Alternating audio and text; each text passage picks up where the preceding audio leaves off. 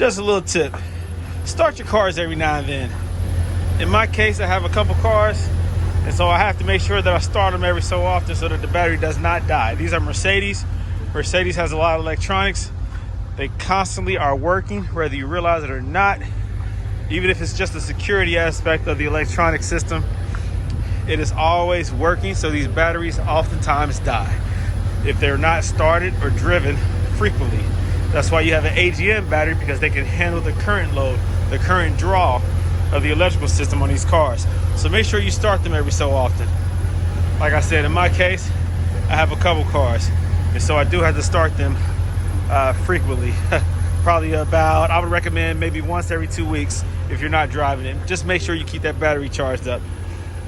The worst thing you want to do is kill the battery just because you don't start the car every so often.